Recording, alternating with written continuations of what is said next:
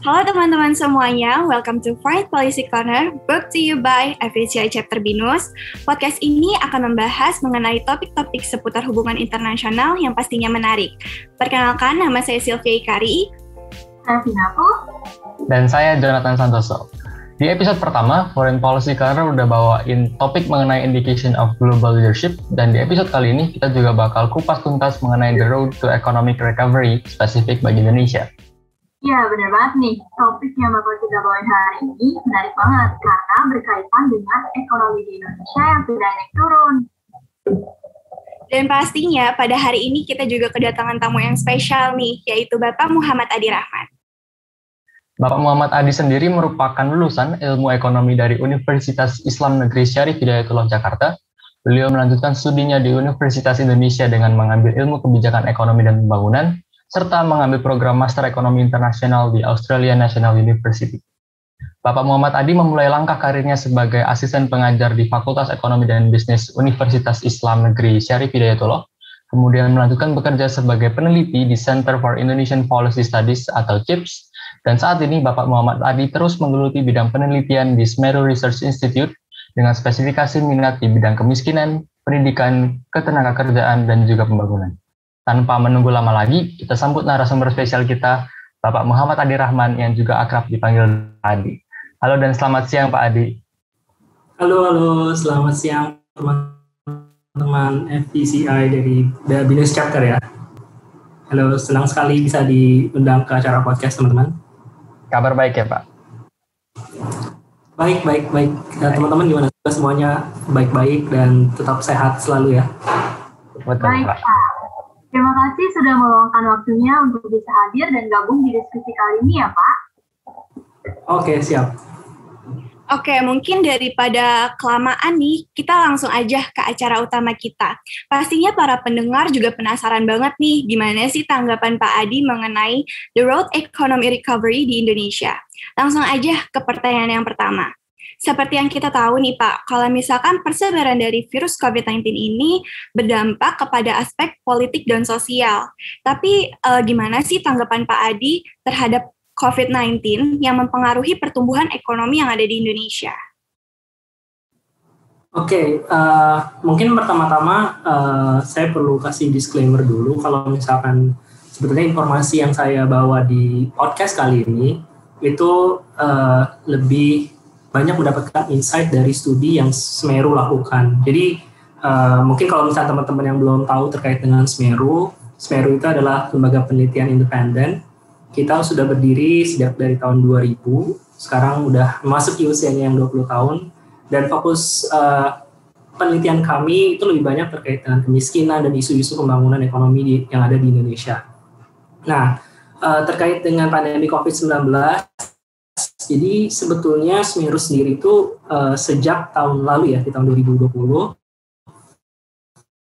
itu kami sudah mulai melakukan berbagai macam studi yang berkaitan dengan dampak COVID-19.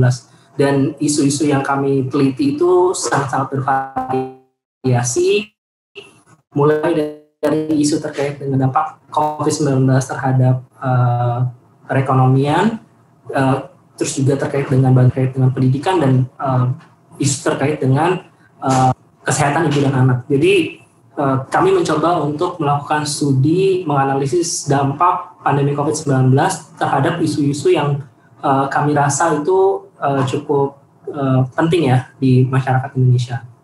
Nah, kalau berbicara terkait dengan pandemi COVID-19 ini, kebetulan saya itu terlibat dalam subbagian dari penelitian COVID-19 yang fokus kajiannya itu melihat dampak pandemi COVID-19 terhadap sektor ketenagakerjaan.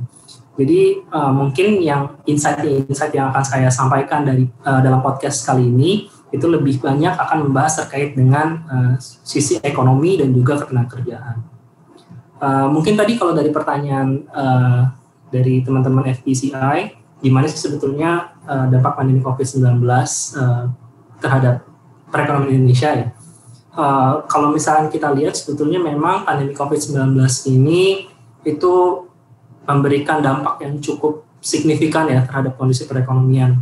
khususnya di episode-episode awal masuknya pandemi COVID-19 ke Indonesia. Hal ini sebetulnya bisa kita lihat dari kontraksi ekonomi yang terjadi pada kuartal 2 di tahun 2020 kemarin. Itu kalau misalnya kita lihat data dari Badan Pusat Statistik, perekonomian Indonesia itu bahkan sampai kontraksi mencapai negatif 5% ya. Dan itu jadi ya dampaknya itu cukup signifikan gitu. Dan sebetulnya kalau misalnya kita lihat dari kronologinya, ini karena sebenarnya kan perekonomian sekarang itu kan interconnected ya, dengan adanya international trade. Jadi sebetulnya kalau saya melihat dampak pandemi COVID-19 itu sudah mulai terasa dari faktor perdagangan internasional ya. Itu mulai dari akhir tahun 2019. Karena kan sebetulnya COVID-19 ini mulainya di Wuhan ya, di tahun 2019. Sebetulnya itu udah ada di tahun 2019. Dan pada tahun 2019 juga berbagai negara sudah mulai melakukan lockdown, dan itu juga mempengaruhi aktivitas perekonomian, khususnya perdagangan internasional. Dan kalau misalnya kita lihat sebetulnya di akhir tahun 2019 itu kalau misalnya kita lihat GDP, postur GDP, salah satu kalau dilihat GDP dari sisi pengeluaran ya, itu ada penurunan pertumbuhan dari sisi ekspor dan impor. Jadi kalau misalnya dari situ kita bisa lihat bahwa sebetulnya dampaknya sih udah mulai kerasa di tahun 2019 dengan dengan adanya kontraksi dari sisi perdagangan internasional. Dan itu diperdalam lagi ketika pandemi COVID-19 itu mulai merebak di Indonesia dengan adanya PSBB segala macam, dan itu mempengaruhi aktivitas perekonomian Indonesia. Jadi sebetulnya dampaknya cukup signifikan. Tapi kalau misalnya kita lihat sekarang, kalau misalnya kita lihat analisis by quarter ya, kebetulan kami juga melakukan analisis setiap quarter sepanjang 2020 sampai di kuartal 1 di 2021 kemarin, itu kita lihat memang perekonomian sudah mulai membaik, walaupun masih tumbuh negatif, tapi kontraksinya itu sudah mulai mengalami penurunan. Jadi memang dampak awalnya itu yang cukup signifikan di episode awal, tapi sekarang udah mulai mengalami perbaikan sih kalau misalnya kita lihat.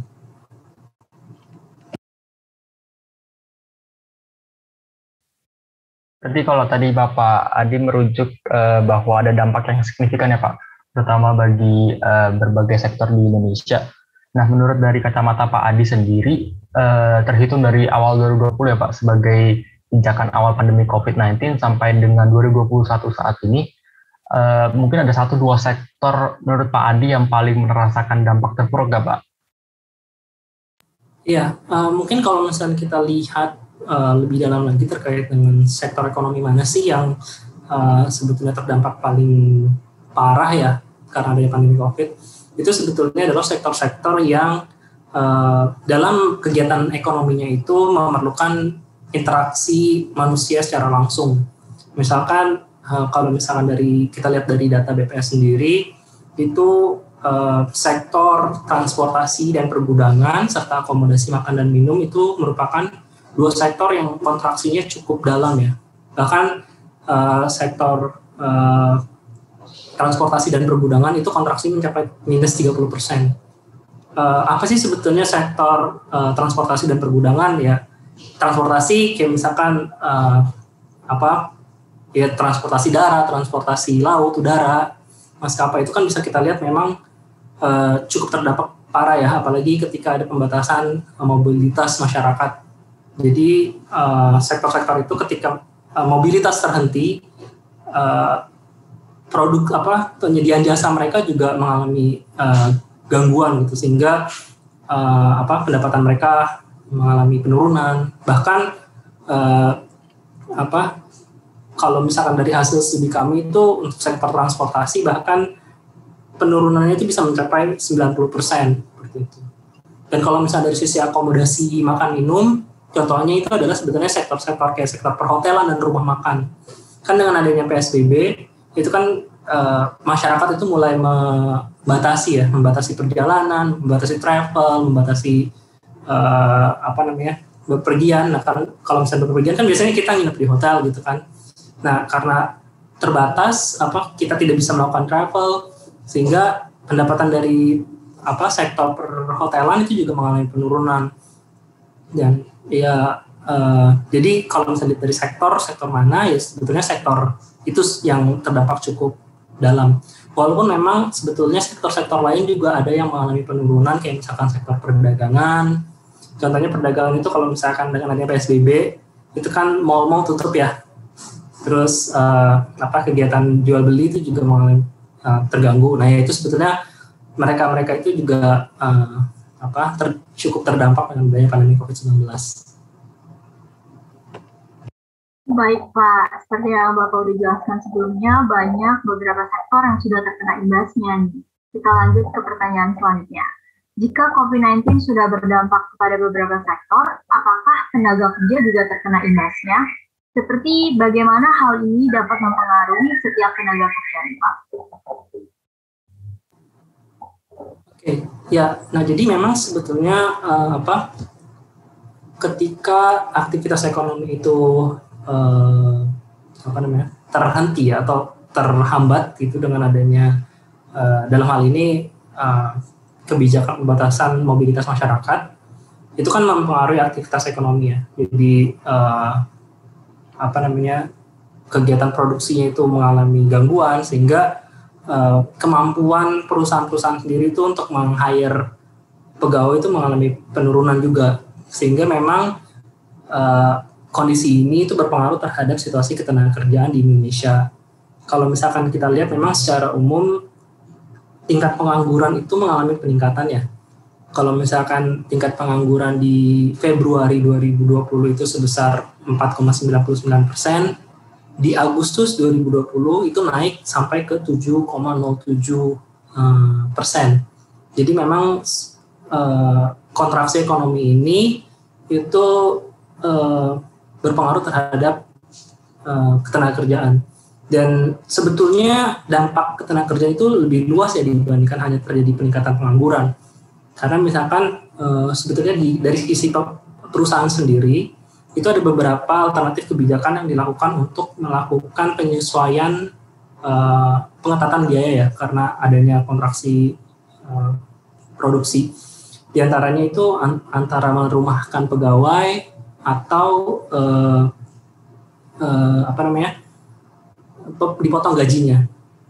Kalau misalnya kita dari hasil studi kami sih, kami juga mencoba untuk menggali informasi dari sisi pelaku usaha ya. Pelaku usaha ini dalam artian perusahaan. Jadi sebetulnya dari sisi mereka itu pemutusan hubungan kerja itu adalah alternatif terakhir. Setelah misalkan mereka sudah mulai melakukan penyesuaian, misalkan pengurangan jam kerja atau merumahkan pegawai atau memotong gajinya. Kalau misalnya memang semua itu sudah dilakukan, tapi ternyata situasi keuangan perusahaan itu masih mengalami kesulitan, ya pilihan alternatifnya adalah memutuskan hubungan kerja ya dengan pegawai. Jadi ya itu sebetulnya dampak-dampak yang yang ditimbulkan dari pandemi COVID-19 terhadap sektor ketenagakerjaan.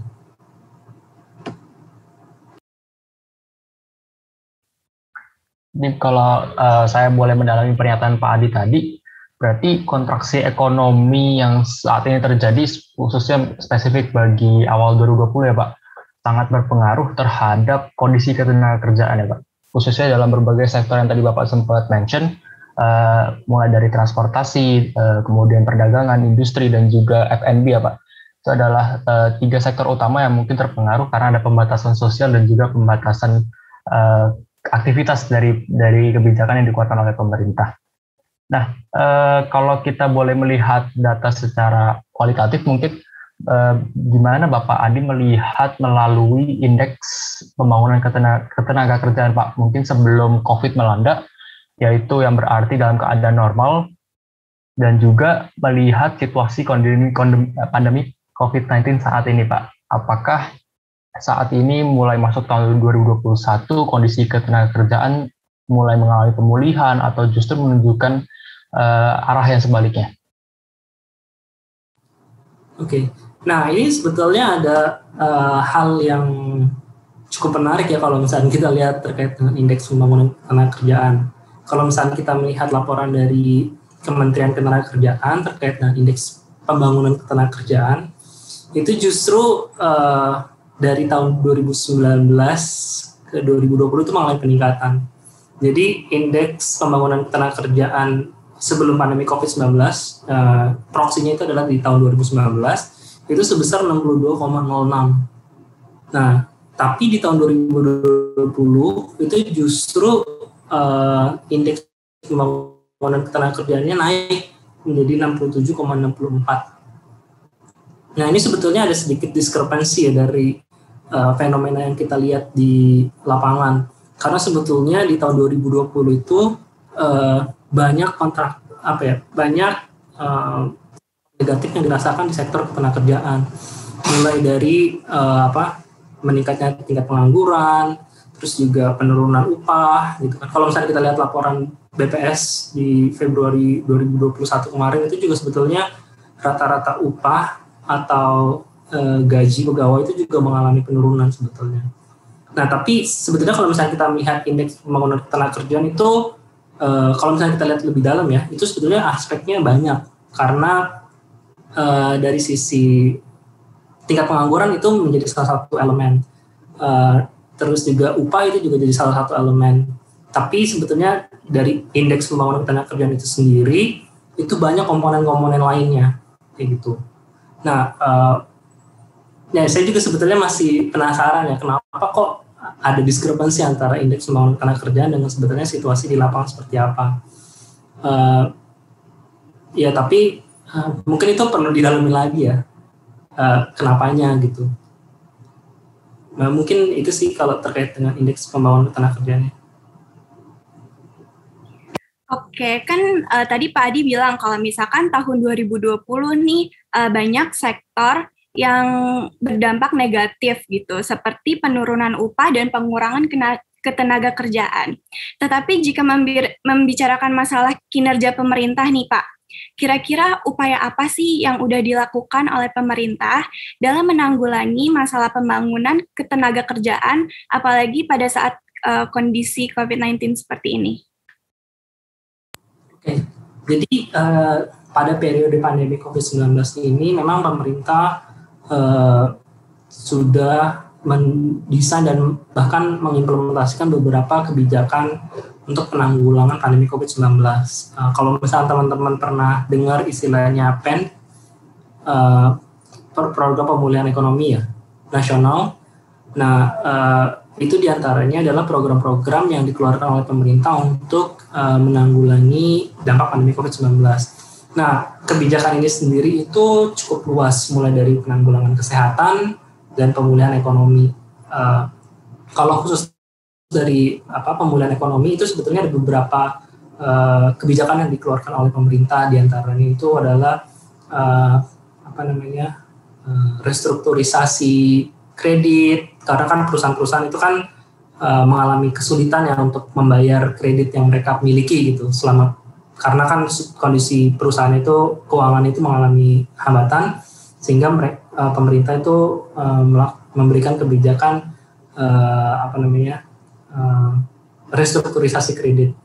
Terus juga yang terkait dengan kesejahteraan masyarakat, itu pemerintah mengeluarkan berbagai macam bantuan sosial, diantaranya mulai dari perluasan penerima bantuan program keluarga harapan, terus juga ada BPNT, terus ada juga dana desa yang sebetulnya itu digunakan untuk membantu mempertahankan tingkat kesejahteraan masyarakat selama masa pandemi ini.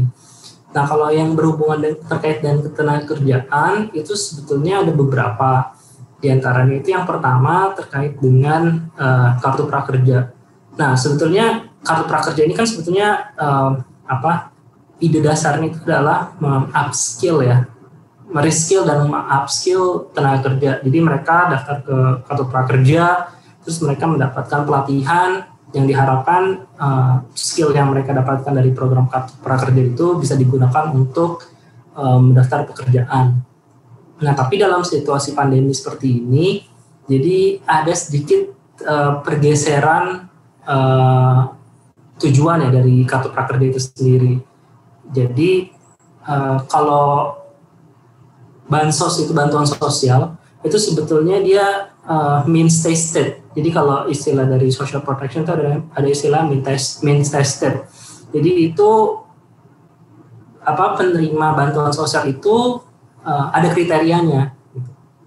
Biasanya mereka adalah mereka yang tergolong prasejahtera ya. Nah itu mereka eligible untuk mendapatkan bantuan sosial.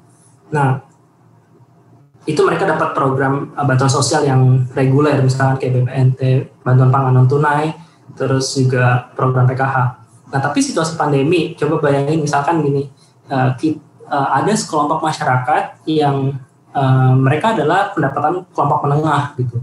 Mereka bekerja, mereka punya pendapatan, dikatakan miskin enggak gitu. Tapi ketika ada pandemi, dia tiba-tiba kehilangan pekerjaan gitu. Dia tidak ada sumber pendapatan. Sehingga sebetulnya mereka ini kan rentan ya.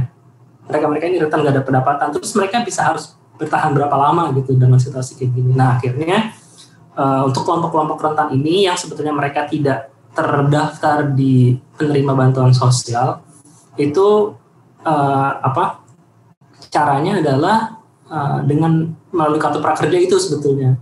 Jadi karena kan di kartu prakerja ini selama masa periode pandemi itu kan ada insentifnya ya sebesar 600.000 kalau tidak salah. Nah itu yang digunakan sebagai dalam tanda petik bansos untuk mengcover kelompok-kelompok yang yang terdampak tapi sebetulnya mereka tidak masuk ke daftar penerima bantuan sosial. Nah jadi terjadi sedikit pergeseran tujuan dari kartu prakerja ini sendiri.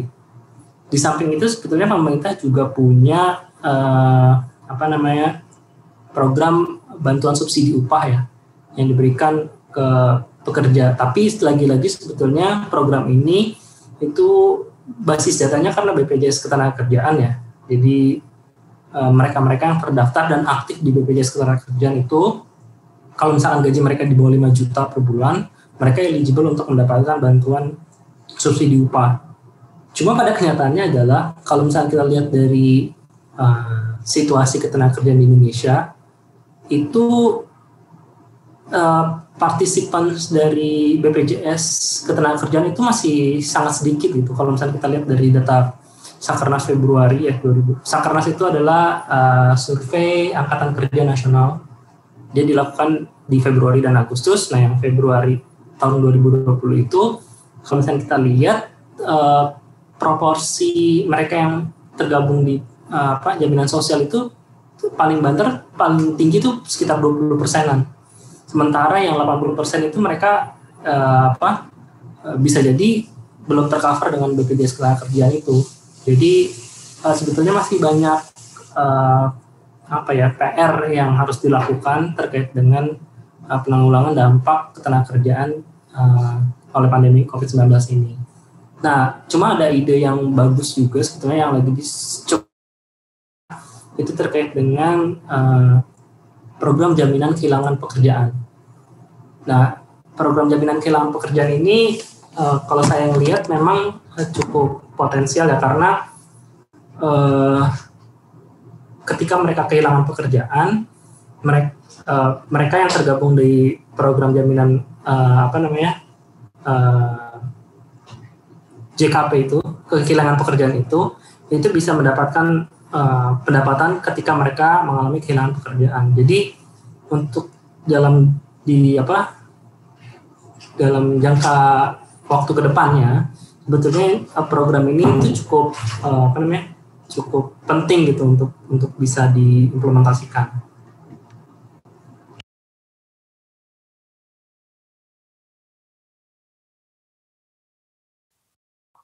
Mungkin tadi kalau lihat dari penjelasan Bapak yang begitu komprehensif mengenai perlindungan sosial yang diupayakan oleh pemerintah khususnya dalam menanggulangi dampak COVID-19, saya agak tertarik di salah satu sektor Pak, mungkin sedikit menggeser dari pembahasan upaya pemerintah.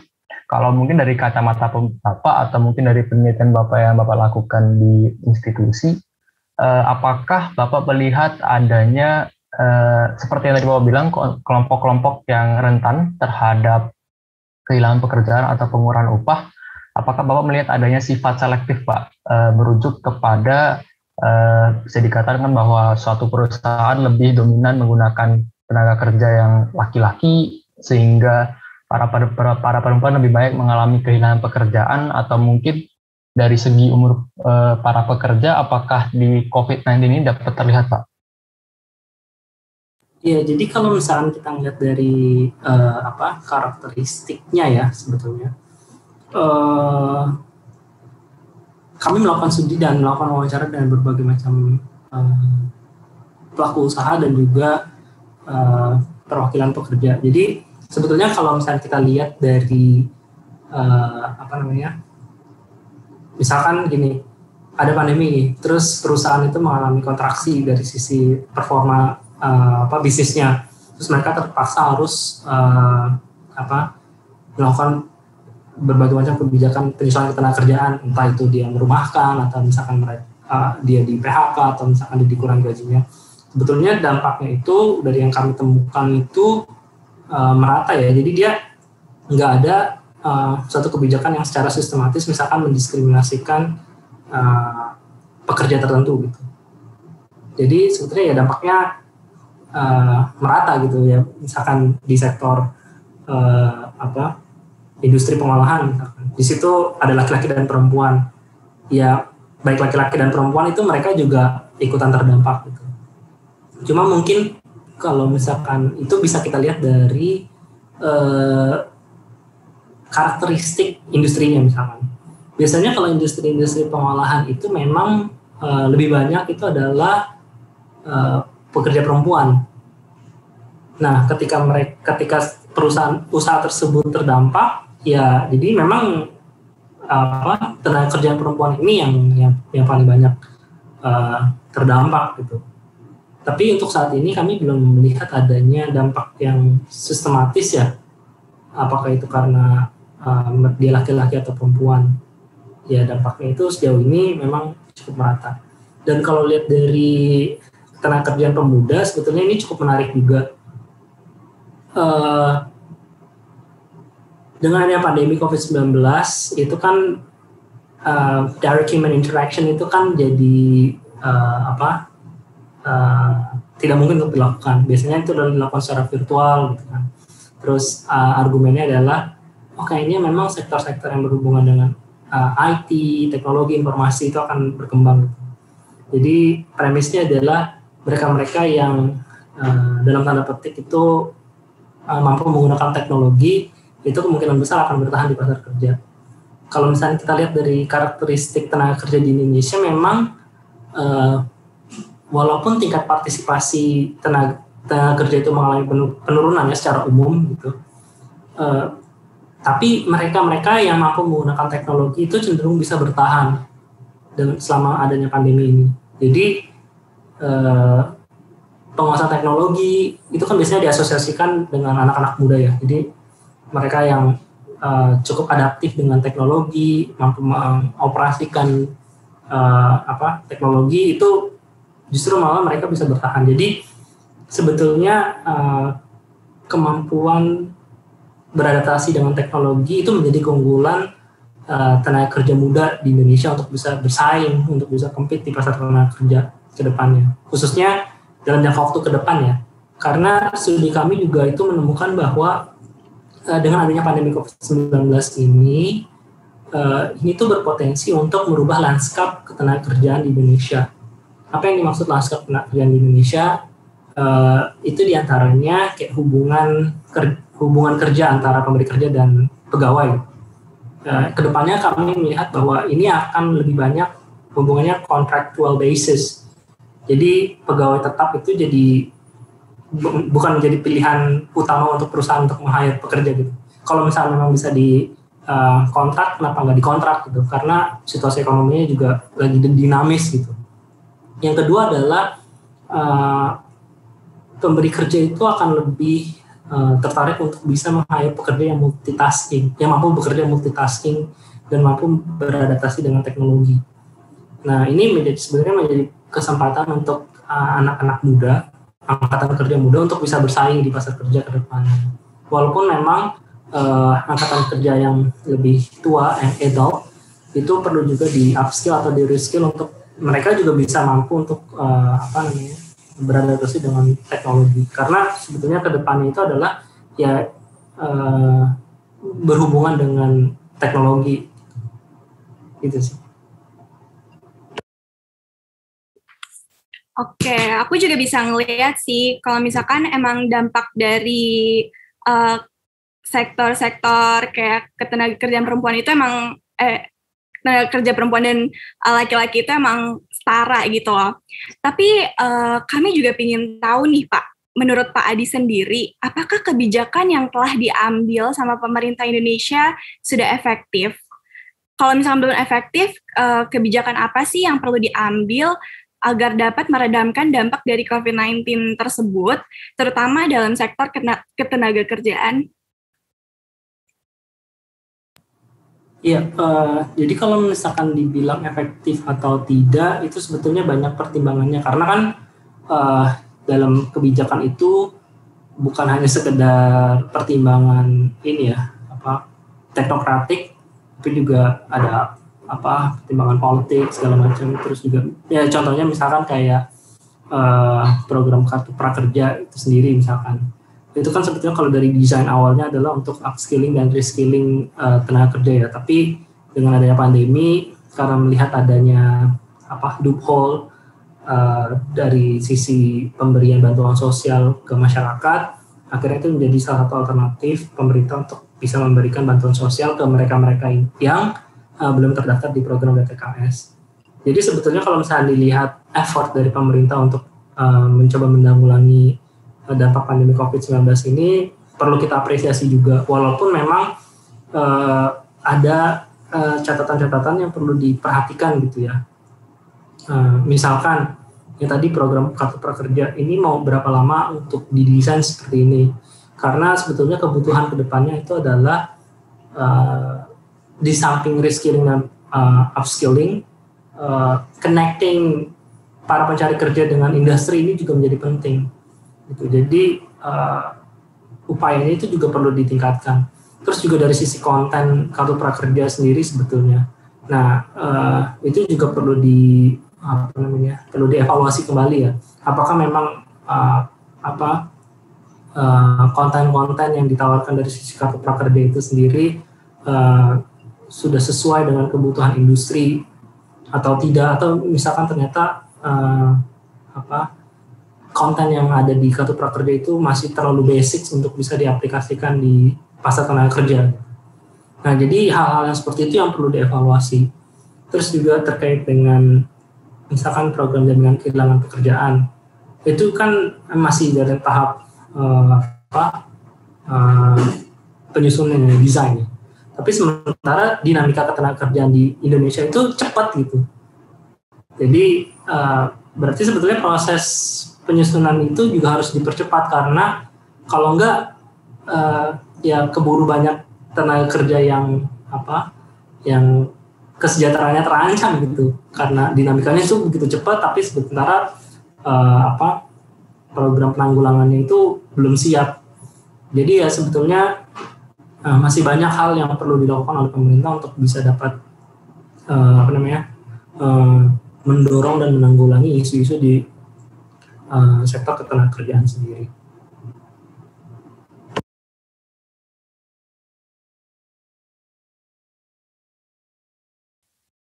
Oke Pak, mungkin terlepas dari berbagai upaya pemerintah yang tadi Bapak sempat mention, mulai dari bagaimana kita membuat sebuah skema ya, untuk connecting industri dengan para pekerja, kemudian kita harus merujuk kembali kepada konten-konten ditawarkan oleh kartu prakerja sebagai senjata utama pemerintah untuk menanggulangi angka kemiskinan dan juga angka kehilangan pekerjaan. Nah, mungkin kalau dari Bapak sendiri, tadi Bapak juga sempat mention bahwa COVID ini mengubah lanskap ketenagakerjaan di Indonesia, Pak. yang meliputi bahwa pemerintah atau industri lebih condong untuk menerapkan hubungan contractual basis, bahwa juga pemberi kerja lebih tertarik dengan para pekerja yang multitasking. Berarti kalau boleh saya rangkum atau boleh saya simpulkan, nanti seandainya atau bahkan sekiranya COVID-19 sudah terkendali entah di tahun 2022, 2023, apakah ekosistem pekerja akan bertransformasi, Pak? Mungkin para pekerja yang di atas tahun 30, tahun 40 akan jauh lebih berkurang, dan para industri akan lebih meng-hire para pemuda-pemuda untuk melakukan pekerjaannya yang sesuai dengan kriteria dan karakteristik, misal multitasking, dan juga skill-skill lainnya yang mungkin belum dikuasai atau belum dimiliki oleh para pekerja tua, Pak. Ya, jadi sebetulnya kalau dari demand of labor itu tergantung supply labornya sendiri ya. Jadi kalau misalnya memang ternyata supply tenaga kerjanya itu, misalnya supply angkatan kerja muda itu sedikit ya, berarti tetap aja perusahaan akan meng-hire mereka-mereka yang lebih senior. Walaupun memang di satu sisi juga mungkin ada pertimbangan perusahaan untuk meng-hire mereka yang lebih berpengalaman ya, karena mereka akan lebih cepat onboard-nya untuk dari sisi kegiatan usaha mereka. Jadi sebetulnya ini bukan menjadi gambaran yang gloomy gitu untuk mereka untuk angkatan kerja yang dewasa ya. Tapi itu menjadi semacam pertanda bahwa mereka juga sebetulnya ke depan itu kalau misalnya mereka mau compete sama anak-anak muda ya, ada skill-skill tertentu yang harus mereka kuasai gitu ke depannya. Mereka juga akan bisa tetap compete ke depannya kalau misalkan mereka bisa menguasai skill-skill tersebut, karena di samping mereka menguasai skill, mereka kan juga lebih berpengalaman gitu dibandingkan angkatan kerja muda. Jadi ya sebetulnya apa yang coba kami sampaikan atau apa yang coba kami teliti itu sebetulnya bisa menjadi pertimbangan apa yang harus dilakukan ke depannya supaya kemungkinan negatif di depan itu bisa diantisipasi saat ini. Mungkin kayak gitu.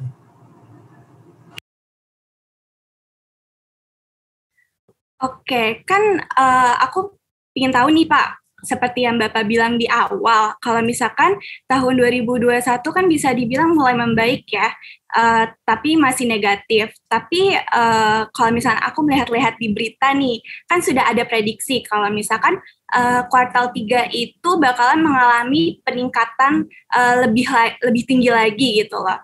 Kira-kira ada kemungkinan nggak sih kalau misalkan setelah kuartal 3 itu mengalami kestabilan, terutama dalam sektor ekonomi ketenaga kerjaan? Jadi gini, mungkin situasi ekonomi ke depan itu mungkin aja kalau misalnya diprediksi akan mengalami perbaikan gitu ya. Karena kan kalau misalnya kita lihat juga berbagai macam kebijakan dilakukan untuk penanggulangan pandemi COVID-19 atau menyesuaikan dengan, maksudnya kegiatan ekonomi yang ada itu menyesuaikan dengan situasi masa pandemi. Itu kan juga akan smoothing proses kegiatan ekonomi gitu kan. Lain halnya di episode awal, karena itu kan kayak kaget gitu kan, situasinya berubah gitu. Sementara kita belum ada kebijakan-kebijakan yang dipersiapkan untuk menanggulangi hal ini gitu. Tapi kan seiring berjalannya waktu udah ada berbagai macam kebijakan, terus juga kita sudah mulai terbiasa dengan istilahnya new normal gitu kan, dengan lingkungan kerja yang baru, karena kan kerja sekarang kan banyak yang work from home atau penyesuaian. Nah itu mungkin akan perekonomian itu akan diprediksi akan rebound gitu kan, dan itu make sense gitu. Tapi ya balik lagi itu kan kalau misalnya prediksi berdasarkan asumsi-asumsi ya. Kalau misalkan asumsi-asumsi tersebut terpenuhi, kita most likely akan mencapai hasil yang diprediksikan itu. Tapi ketika asumsi itu tidak tercapai, ya kemungkinan prediksi kita itu juga tidak akan tercapai. Jadi kedepannya mungkin akan terus mengalami perbaikan, dan situasi ketenagakerjaan juga kalau misalkan kita lihat juga mulai sektor-sektor yang tadinya menyerap penyerapan tenaga kerja yang menurun, misalkan di PHK atau dirumahkan, itu mereka sudah mulai kembali merekrut pekerja-pekerja yang mereka sebelumnya PHK atau mereka rumahkan gitu. Karena kondisi ekonominya sudah mulai perbaikan. Jadi ya sebetulnya itu juga harapan dan perlu dipersiapkan untuk bisa terus menyesuaikan dengan dinamika-dinamika yang terjadi. Walaupun di satu sisi kita juga tetap harus memperkuat itu ya, aspek perlindungan sosial. Jadi kalau saya sih melihatnya ke depan itu masih sangat-sangat dinamis ya, tergantung situasinya seperti apa. Karena contohnya aja kayak misalkan COVID-19 ini sendiri gitu, dia sudah mulai membaik gitu, tapi ternyata ada varian-varian baru gitu yang mungkin juga ada penyesuaian yang tetap harus dilakukan. Jadi ya kita tetap harus mempersiapkan hal-hal yang fundamental gitu. Kalau misalkan kita mau bisa bertahan dan menyesuaikan dengan situasi perekonomian ke depannya. Baik Pak, tadi kan Bapak udah bilang nih untuk efektif atau kurangnya nih. Dan untuk sebagai pertanyaan terakhir, jika Bapak bisa mengambil kebijakan nih Pak, kira-kira kebijakan apa sih yang perlu diambil? Maksudnya kebijakan gimana nih? Kebijakan menurut Bapak sendiri seperti yang sebelumnya dikatakan kurang efektif, dan menurut Bapak kebijakan apa yang perlu diambil buat membuat efektif dalam perlindungan sosial ketenagakerjaan atau yang berhubungan dengan ekonomi merujuk pada ketenagakerjaan, seperti itu Pak? Ya, mungkin concern-nya adalah terkait dengan bagaimana mempersiapkan tenaga kerja yang sekarang ini sesuai dengan kebutuhan tenaga kerja di kondisi ekonomi ke depannya. Misalkan mereka-mereka yang mampu beradaptasi dengan teknologi dan otomasi. Nah, jadi kebijakan upskilling dan reskilling itu tetap perlu untuk dilakukan dan dibuat lebih efektif. Dan ini sebetulnya perlu komunikasi yang intens antara pemerintah dan juga sektor industri untuk bisa mengidentifikasi kira-kira ke depan itu skill apa yang dibutuhkan di sektor industri. Dan kalau misalkan ternyata ada perubahan skill, nah itu yang harus disiapkan gitu untuk angkatan kerja muda. Angkatan kerja muda dan angkatan kerja yang lebih senior, yang dewasa gitu. Jadi itu sih sebetulnya yang harus disiapkan. Dan sama yang perlu adalah channeling juga ya. Jadi nggak cukup berhenti mereka di upskill atau di reskill, tapi mereka nggak tahu setelah itu mereka harus kemana gitu. Nah jadi ketika mereka udah di upskill dan reskill, mereka juga perlu diarahkan untuk atau diperluas informasinya untuk bisa mengakses peluang pekerjaan di sektor-sektor yang mungkin membutuhkan skill yang sudah mereka bangun, kayak gitu. Oke Pak, that concludes today episode. Wah, terima kasih Pak Adi sudah membagikan pengetahuan kepada kita semua nih. Dan semoga teman-teman sekalian yang mungkin sedang mengerjakan paper tentang The Road Economic Recovery akan mendapat pencerahan juga nih. Dan tidak lupa kami juga terima kasih buat para teman-teman yang sudah mendengarkan episode kedua dari Foreign Policy Corner by FPCI Chapter BINUS. Pantengin terus media sosial FPCI Chapter BINUS untuk informasi-informasi terkait hubungan internasional dan tentu saja episode ketiga dari podcast ini. Tentunya pasti dengan host-host yang seru juga dan topik-topik menarik lainnya. Saya Sylvia Ikari mewakili host lainnya pamit undur diri. See you!